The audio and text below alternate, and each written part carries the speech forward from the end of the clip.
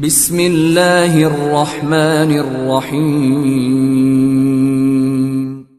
In the name of Allah, the Beneficent, the Merciful. الحمد لله رب العالمين والصلاة والسلام على سيد الأنبياء والمرسلين وعلى آله وأصحابه أجمعين، أما بعد. فقد قال الله تبارك وتعالى في القرآن المجيد والفرقان الحميد: أعوذ بالله من الشيطان الرجيم، بسم الله الرحمن الرحيم. الشيطان يعدكم الفقر ويأمركم بالفحشاء والله يعدكم مغفرة منه وفضلا والله واسع عليم. يؤتي الحكمة من يشاء ومن يؤت الحكمة فقد أوتي خيرا كثيرا وما يذكر إلا أولو الألباب. صدق الله العظيم وصدق رسوله النبي الكريم ونحن على ذلك من الشاهدين والشاكرين. محترم بزرگوں اور دوستو، جو آیت میں نے آپ کے سامنے پڑھی ہے اس میں اللہ تعالیٰ فرماتے ہیں کہ الشیطان یعیدکم الفقر، شیطان تم کو فقر و فاقے سے ڈراتا ہے. وَيَأْمُرُكُمْ بِالْفَحْشَاءِ، اور شیطان تم کو بے حیائی کے کاموں کا حکم دیتا ہے. اللہ یعدکم مغفرۃ منہ وفضلا، لیکن اللہ تمہیں اپنی مغفرت، تم سے اپنی مغفرت کا وعدہ کرتا ہے اور فضل اور احسان کا وعدہ کرتا ہے.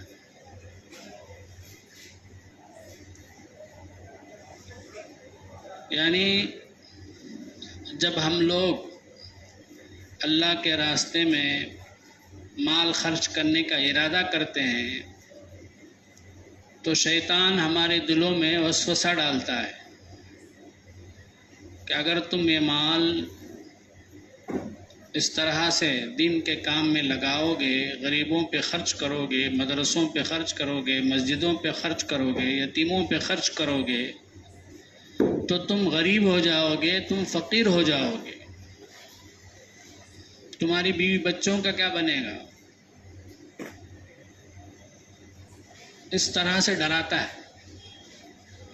اور وَيَأْمُرُكُمْ بِالْفَحْشَاءِ، علماء فرماتے ہیں آیت میں فحشا سے ناجائز کام کے کرنے کا حکم دیتا ہے، یہ مراد ہے. یعنی جب تم خرچ کرتے ہی ہو تو اپنی عزت بڑھانے کے لیے، اپنی شہرت کے لیے، دکھاوے کے لیے خرچ کرنے کا حکم دیتا ہے. یہ تو شیطان کا کام ہے. لیکن اللہ کی طرف سے اللہ کے کاموں میں، دین کے کاموں میں خرچ کرنے والوں کے لیے دنیا میں فضل کا وعدہ ہے. جیسے کہ اس سے پہلے آیت گزری، 1 روپیہ خرچ کریں گے اللہ کے راستے میں تو اللہ تبارک و تعالیٰ 7 روپیہ، 700 روپیہ، بلکہ اس سے بھی زیادہ جس کو چاہے اخلاص کے بقدر عطا کرتا ہے. تو اللہ تعالیٰ دنیا ہی میں اس کے مال میں بڑھوتری کا وعدہ کرتے ہیں، اس کے مال میں زیادتی کا وعدہ کرتے ہیں، اور آخرت میں مغفرت کا وعدہ کرتے ہیں.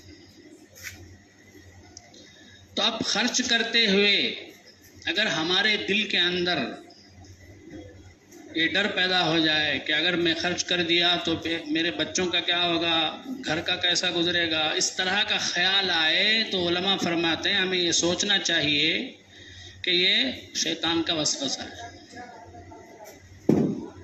اگر خرچ کرتے ہوئے ہمارے دلوں کے اندر یہ خیال آئے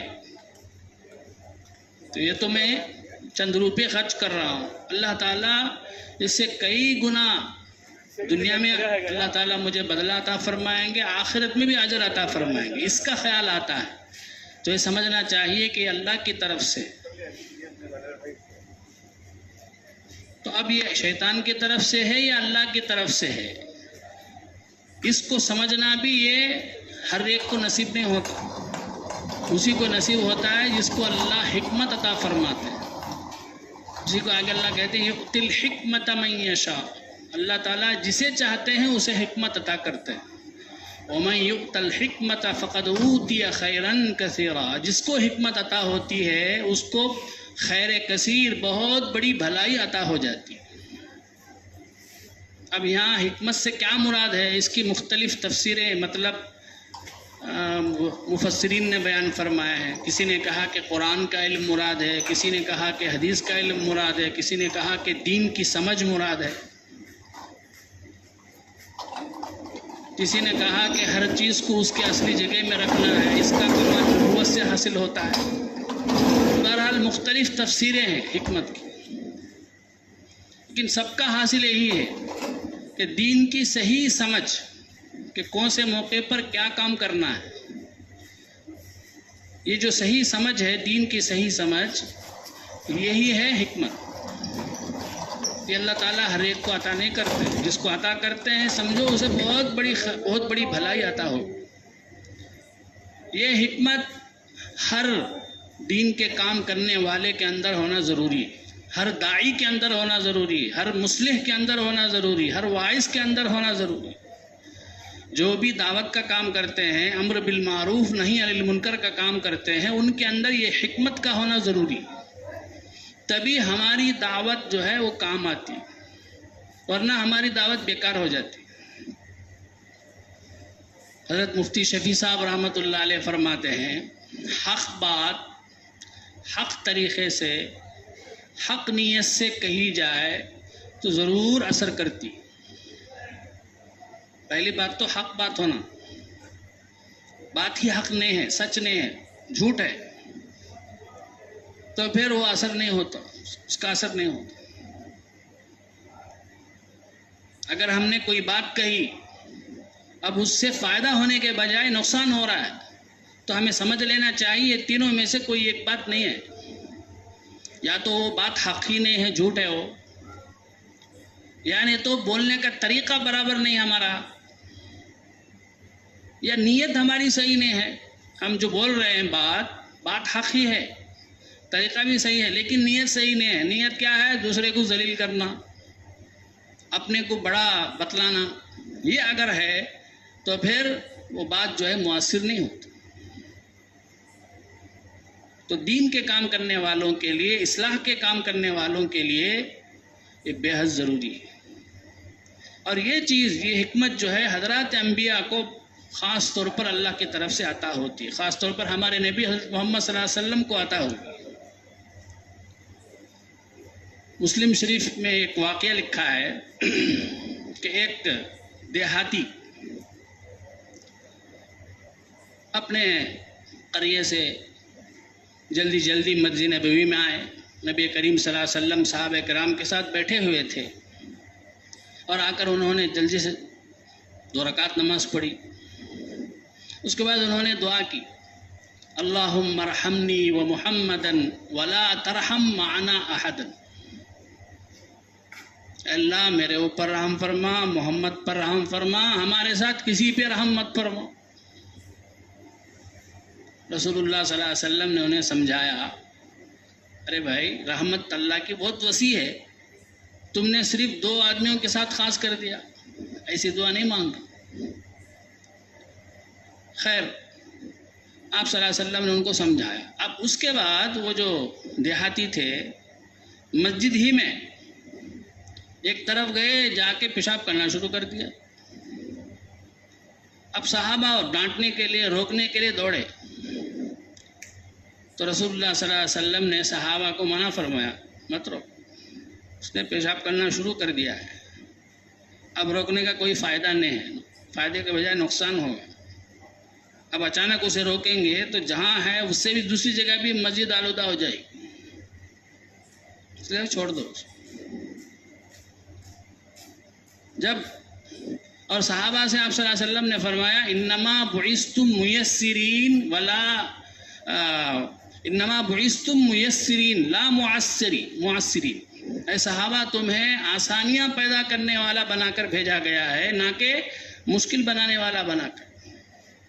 اس لیے لوگوں کے ساتھ آسانی کا، رحم کا، نرمی کا معاملہ کرو. اس کے بعد آپ صلی اللہ علیہ وسلم نے وہ دیہاتی کو بلا کے سمجھایا کہ دیکھو یہ اللہ کا گھر ہے، یہ اس کے لیے نہیں بنائی گئی پیشاب وغیرہ کے لیے، یہ تو عبادت کے لیے بنائی گئی ہے. تو آپ صلی اللہ علیہ وسلم نے حکمت سے اس کو سمجھایا اور اسے بھیج دیا، اور صحابہ سے کہا کہ پانی لا کے ڈال کو اس کو کیا کرو، صاف کرو. تب یہ حکمت، کب روکنا کب نہیں روکنا، کب ٹوکنا، یہ جاننا جو ہے یہ ایک حکمت ہے، ہر ایک کو نصیب نہیں ہوتا.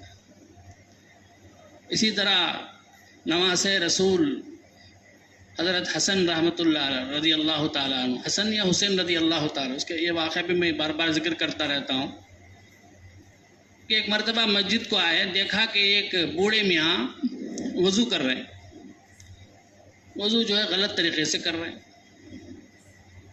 تو حضرت حسین رضی اللہ تعالیٰ عنہ نے جا کے کہا کہ اے چچا جان، میں آپ کے سامنے وضو کرتا ہوں، ذرا مجھے بتائیے میرے وضو میں کوئی گڑبڑ ہے، کوئی غلطی ہے، کوئی کمی ہے تو مجھے بتائیے تاکہ میں اچھی طرح سے وضو کرنے والا ہو جاؤں، صحیح طریقے سے وضو کرنے والا ہو جاؤں.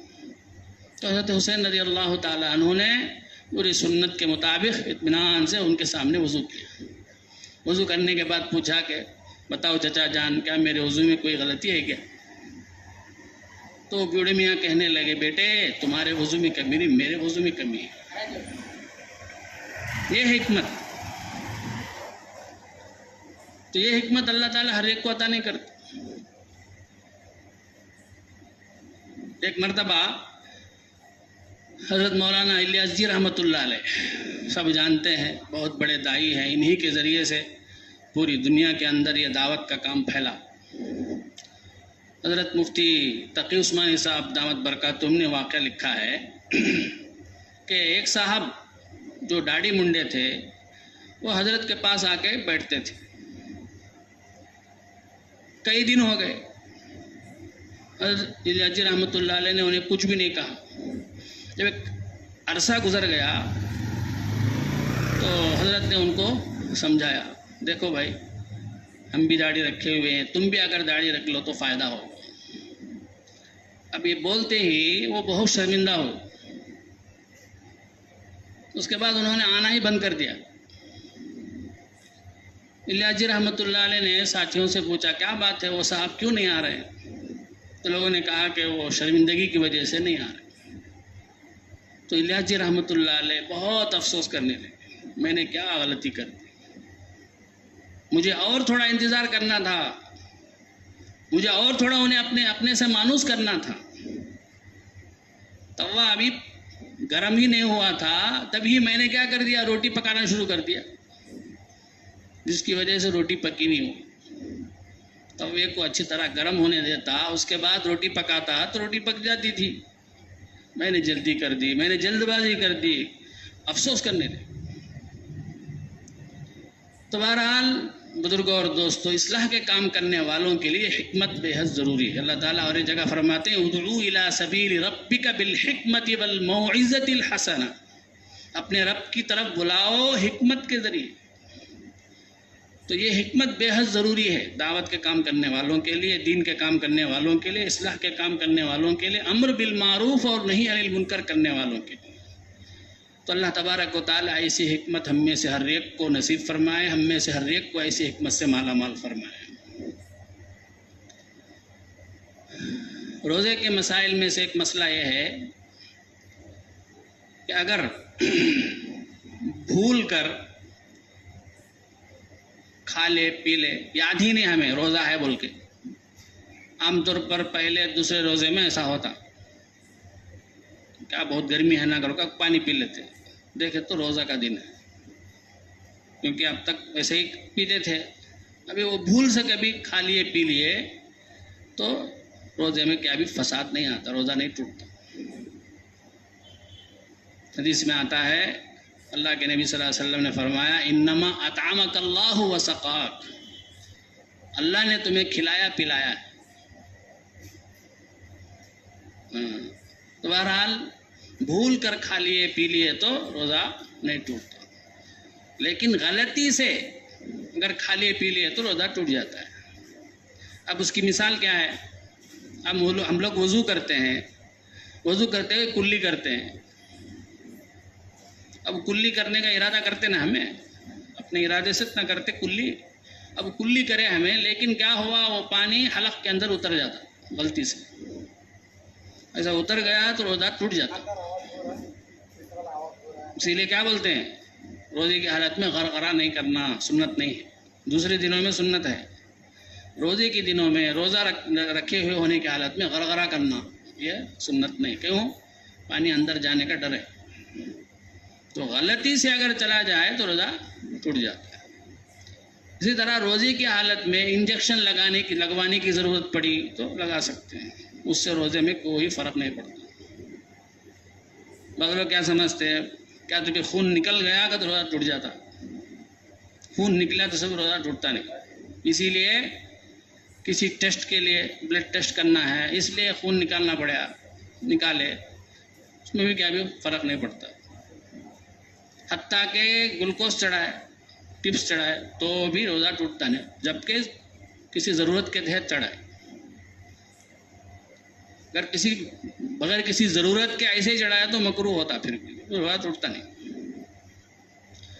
حضرت مولانا مفتی سلمان صاحب منصور پوری دامت برکاتہم یہاں تک لکھتے ہیں کہ روزے کی حالت میں ڈائلیسس کرنا بھی جائز ہے، اس سے بھی روزہ ٹوٹتا نہیں۔ کیوں؟ ڈائریکٹ جانا، معدے میں جانا ہے تو دماغ میں جانا، ڈائریکٹ جانا ہوگی۔ اب یہ آ کے کیا ہوتا ہے، رگوں میں خون صاف کرتے ہیں، اس میں خون کی صفائی ہوتی ہے ٹچ، اس لیے روزہ نہیں ٹوٹتا بولتے۔ تو یہ روزے کے مسائل میں سے چند مسائل تھے۔ تو یہ پانی کے مسائل چل رہے تھے، اس میں سے ایک مسئلہ یہ بھی ہے، اگر پانی میں ایسے جانور جس میں بہتا ہوا خون نہیں ہوتا، ایسے کیڑے مکوڑے جس میں بہتا ہوا خون نہیں ہوتا، وہی سے اگر کیڑے مکوڑے جانور اگر پانی میں گر جائے، کم پانی میں، زیادہ پانی میں نہیں، تو پانی ناپاک نہیں ہوتا۔ مثال کے طور پر مچھر، بچھو، اسی طرح سے مکھی، اسی طرح سے چھپکلی جسے ہمیں سپلک بولتے ہیں، چھوٹی سی چھپکلی، اس میں سب بہتا ہوا خون نہیں ہوتا، خون ہوتا بہنے والا ہوتا نہیں، اس لیے یہ سب اگر پانی میں گر جائے تو اس کی وجہ سے پانی ناپاک نہیں ہوتا۔ اب کبھی کبھار پانی میں ٹینکی سے کیا ہے، وہ چھپلک نکلتا مرا ہوا، تو تب کیا ہے، وہی پانی ناپاک نہیں ہوتا۔ لیکن اگر وہ پھلا پھوٹا ہوا ہے، پھولا ہوا ہے، پھٹا ہوا ہے، تو اب اس کے اجزاء جو ہے پانی میں مل جاتے، تو اب اسے کھانے والے ہو جاتے ہیں ہمیں، تب بھی وہ پانی ناپاک ہوتا نہیں، لیکن اس کا وہ کھانا جائز نہیں ہے نا۔ اب اس کے ریشے کیا ہو جائیں گے، پانی میں پھیل جائیں گے، اب وہ کھانے والے ہو جائیں گے، وہ کھانا جائز نہیں ہے نا، اس لیے وہ مکروہ تحریمی ہے بولتے اس پانی کا استعمال کرنا۔ تو یہ ہے چند مسائل۔ اللہ تبارک و تعالی ہم تمام کو کہنے سے سننے سے زیادہ عمل کرنے کی توفیق عطا فرمائے۔ آمین وآخر دعوانا الحمدللہ۔ سبحان اللہ و بحمدہ، سبحان اللہ۔